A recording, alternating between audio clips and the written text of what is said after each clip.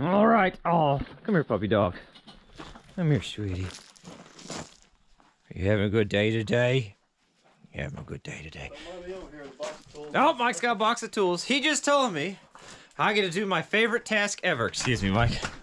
So, let's see what we got.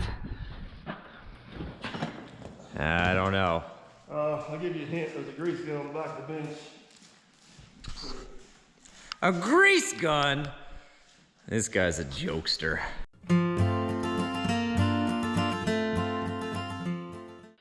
All right, so you guys saw it, 304 is in the shop. It's that time of year, it's winter time. So I'm just going to do a few random things today. Mike and Aaron have been going gangbusters on this thing. Let me show you a couple of projects they've been working on real quick. So this bucket, Mike got at an auction. Auction number still on there, look at that. It's a smooth face. Mike, how wide is this bucket? 3 foot. 3 foot. That's 36 inches in the United States. 36 inches. So Aaron, Mike's got a fabricator named Aaron. I don't know Aaron's last name. I should learn that. Aaron what? Aaron Boom. But it's spelled bum, so it's up for debate whether it's boom or bum. Listen, Aaron, I didn't call you a bum on YouTube. Mike did. So this was, I wish I had the piece came out of here. Came all the way back here. It's for the next size up machine. Clipped it, moved that in, so it'll now fit on this machine with new pins. And he also, remember the old floppy bucket on the 120 and how we were talking about the quick coupler was sprung on it? Same thing was happening with this quick coupler, and to prevent it from becoming as floppy, Aaron added this plate here to thicken it on both sides. See that? Cleaned it up real nice. Now we haven't clipped it into anything yet, but all the way down the back side, tied in all the way down through here, tied in all the way down through here. Got it all looking pretty, so we can use that as a coupler to reinforce the coupler. Awesome. Aaron's really dang good at what he does. If you ever watch any of my videos where we're in the shop and somebody's using a torch or a welder, 99% of the time I can guarantee you it's Aaron. So, all right. I said 99% of the time it's dirt perfect. So now that you had the grand tour of Aaron's fine fabrication work, that'd be a cool shop name. We're putting these pins back in this bucket, which are sitting there. We're gonna clean the cab a little bit and we're gonna grease it. That's what we're doing. That is what we are all doing together.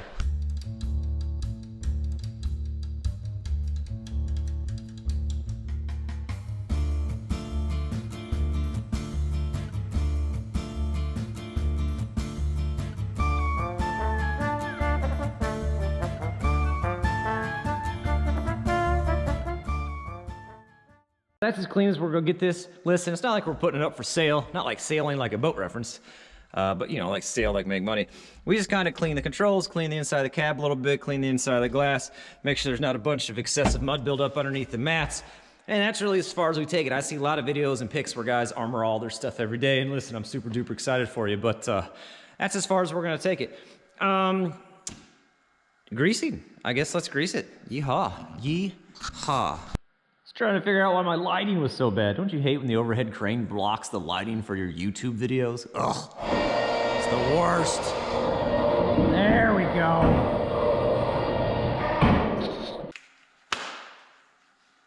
You guys ready? You ready for this? It's gonna be fun. This is DEWALT grease gun, which I need to clean up today as well. It's got a little grease buildup on it, but we were having some issues with it, and a lot of guys said there's a screen on the inside. And they were absolutely right. We took that screen out. Mike might have already done a video on it, and I may have said something, but I can never remember if I've said things or not. We took that screen out, we cleaned it. We have not had a problem with it since, so let's get to greasing. Just want to say thanks for all the tips, all right? You guys actually help us out quite a bit. Can't even deny that fact. One thing I like to do for greasing in the shop is to take the air gun and just blow out around all the grease fittings. Over time, they just build up with grease and dirt. It makes it a little easier to grease. Clean hole. Dirty hole. Stay right there, you'll see it get clean. Hold tight. Hold on, ready?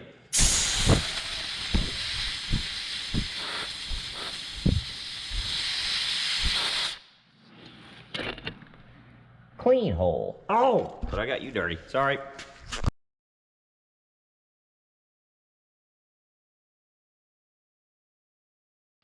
So this is the LockNLube fitting we use, and we really like it. It's got this little lever, you push the lever, these little locking teeth kind of come out. Super simple. Set it right on there. you release it. If it's dirty, you got to give it a little bit of wiggle to get it on the grease fitting. But then look, I can hold the camera and I can run the grease gun. And then when you pump, the pressure of the grease keeps it sealed on there, so it pushes the grease out. See it coming out there. It's just so much easier than having to sit there and hold it the whole time and fight the fitting. We really like it. Ta-da! All right, so we got this thing all greased. Basically, if it's a cylinder, there's gonna be at least one on each end. There's a pin, there's gonna be one for each pin. If it moves, it needs grease. That's just the way it works. Isn't that right, Mike? Yes, sir. See, Mike agrees. So, the only other thing left to do, let's put these pins in this bucket, and then let's see if that coupler fits on both buckets. You gotta be kidding me.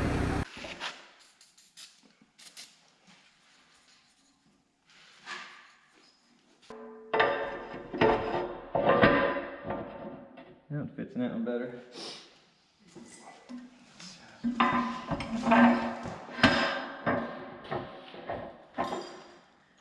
This one's the same way. I guess that one's just wallered out a little.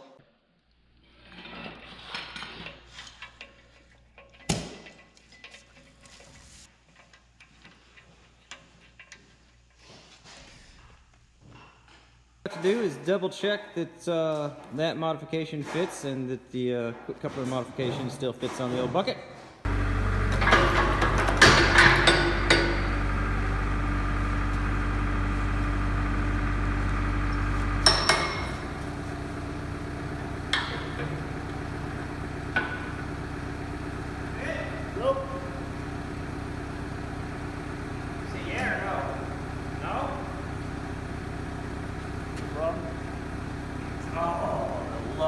You gotta be kidding me.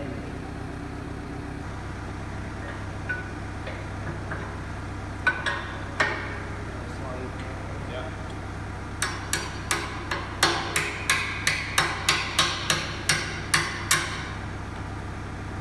That is gonna be handy dandy. I don't know if you saw from the other angle, but because this was round in here, it was catching right here in this lip, so he just shaved it a little off. Fits on there perfect. So now another bucket for the arsenal. Was that on your bucket list? All right, he's done with me today. I'm done with me today. My GoPro's dead. I'm dead. Inside. We're gonna go put this on a trailer, and let's finish this with some kind of cool drone shot. All right? Say bye, Mike. Yeah, I agree. One last thing I want to share with you real quick I'm pretty daggone excited about, and then we'll get to some drone footage. I was able to get a 15 barge tow going through the Cannelton Locks and Dams. It's a pretty cool shot, so you're going to stay tuned for that for sure.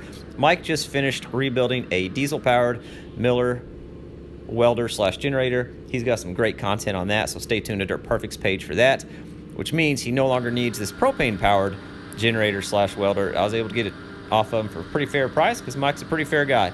I'm pretty excited about this. We've wanted a generator for power outages at the house and then also at the barn because there's no electricity there. And it'll be great for the YouTube Yacht Project. If you don't know what the YouTube Yacht Project is, check out this video for sure. Also, I don't do a lot of welding, but I do enough that it'll be kind of handy to have that feature as well. We'll tune into Mike here and he's going to give us a rundown on the features. Sales and speech on this thing. What we got here? What we got here? Well, the warranty's over. It's on the truck. Warranty's void. All right, so that's run. So you need to have your hiking shoes on when you put it in that mode. Okay, hiking shoes for run. That's run idle, so it'll idle itself Probably down. croc mode. Yeah. That's start. Okay. This is your idle lock, so if you want it to stay revved up, turn that off. Okay. This is, you can use this while you're welding. So if you got somebody running a grinder, Okay. that one you can use while they're running. This is your ground for random stuff if you need to ground yourself. Okay. 220. Yep.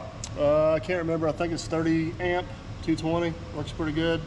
These are both 110s. You Okay. cannot, these are dead while you're welding. Okay. So you cannot use them while Gotcha. you're welding. This is DC. That's AC hookups. A guy that knows more about welding than me can tell you more about that. Okay. And this is your temperature settings. Minimum 40. Goes up to 140. And this is your fine tune adjustments. Okay. And everything works in that way. All right, you guys heard it here first. So like I said, I'm pretty excited to get that. I think it's gonna be a great addition. I'll probably use the old Jeep axle, the extra one I had left over from the Greater project, to make a little trailer out of it. We can just kind of haul it around the property wherever we need it. I'm super duper excited. You know, I was a guy who didn't know how to weld, but knew a guy who had a welder. Now I'm a guy that doesn't know how to weld, that has a welder. So I'm going to call it an upgrade in life. This is the Cannelton Locks and Dams in Cannelton, Indiana. There's a 15 barge tow in the lock right there. I'm not going to do a lot of voiceover on this, but I will throw some random facts up in the text that I looked up on the U.S. Army Corps of Engineers. And as always, thanks for watching. We'll catch you guys on the next one.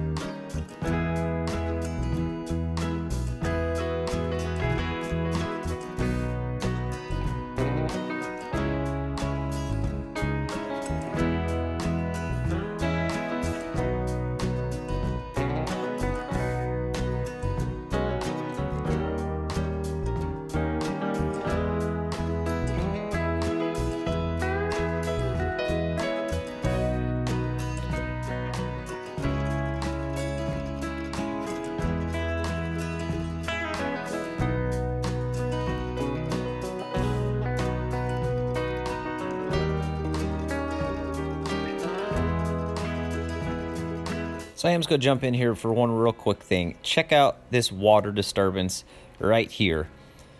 That water disturbance is where the discharge is from the lock itself. So when they go in there, they pump all that water out. It gets pumped out downstream. That's where it comes up. If you pay attention to the time lapse, you'll actually see the disturbance stop and then the natural current kind of close in around it. I just thought that was kind of cool, worth pointing out.